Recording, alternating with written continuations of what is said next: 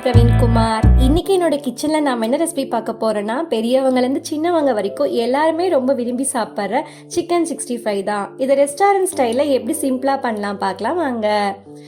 Boneless chicken 3/4 kilo எடுத்திருக்கேன். இப்போ இந்த சிக்கனுக்கு தேவையான அளவு உப்பு ஆட் பண்ணிக்கலாம். இப்போ இது கூட 1 டேபிள் ஸ்பூன் இஞ்சி பூண்டு விழுது சேர்த்திக்கலாம். அரை எலுமிச்சை பழத்தை நல்லா பிழிஞ்சு விட்டுக்கலாம். எல்லா பக்கமும் ஆகிற மாதிரி நல்லா பிழிஞ்சு விட்டுக்கலாம். இப்போ இது கூட 1 tablespoon Kashmiri chilli powder add பண்ணிக்கலாம். அரை tablespoon garam masala add பண்ணிக்கலாம். 1 டேபிள் ஸ்பூன் மல்லித்தூள் ஆட் பண்ணிக்கலாம்.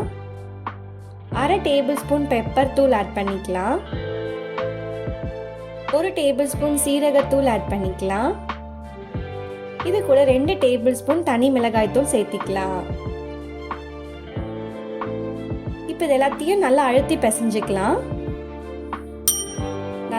பிசைஞ்சுக்கலாம். இப்போ உப்பு காரமும் சிக்கனில் நல்லா இறங்கணும். இப்போ இதை 1 hour வரைக்கும் நல்லா மேரினேட் பண்ணி வச்சிடலாம். 1 hour கழிச்சு நல்லா தண்ணி விட்டுருக்கோம். இப்போ நல்லா அழுத்தி பிசைஞ்சுக்கலாம். இப்போ இது கூட 2 டேபிள் ஸ்பூன் கார்ன்ஃப்ளவர் மாவு சேர்த்திக்கலாம். 1 டேபிள் ஸ்பூன் அரிசி மாவு சேர்த்திக்கலாம். 1 டேபிள் ஸ்பூன் மைதா மாவு சேர்த்திக்கலாம். இப்போ இதுக்கு தேவையான அளவு கொஞ்சமாக உப்பு ஆட் பண்ணிக்கலாம். இப்போ இது எல்லாத்தையும் நல்லா அழுத்தி பிசைஞ்சுக்கலாம்.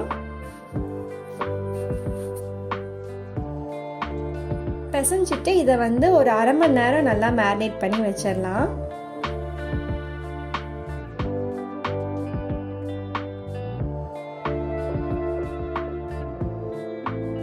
இப்போ ஒரு கடாய் வச்சுக்கலாம். அதில் எண்ணெய் ஆட் பண்ணிக்கலாம்.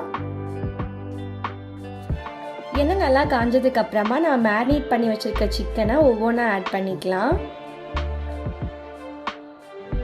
இப்போ எண்ணெய் லோ ஃப்ளேமில் வச்சுட்டு பொரிச்சுக்கலாம். இந்த மாதிரி பபிள்ஸ் இறங்கினதுக்கு அப்புறமா திருப்பி போட்டுக்கலாம். திருப்பி போட்டு 2 நிமிஷம் கழிச்சு எடுத்துக்கலாம். இதே மாதிரி மேரினேட் பண்ணி வச்சிருக்க எல்லா சிக்கனையும் பொரிச்சு எடுத்துக்கலாம்.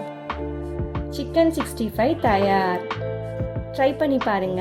இந்த மாதிரி சிம்பிளான குயிக்கான ரெசிபிஸை உங்களுக்கு பார்க்கணுன்னா என்னோட சௌமியா இந்த கிச்சன் சேனலை சப்ஸ்கிரைப் பண்ணுங்க. தேங்க்யூ ஃபார் வாட்சிங் மை வீடியோ.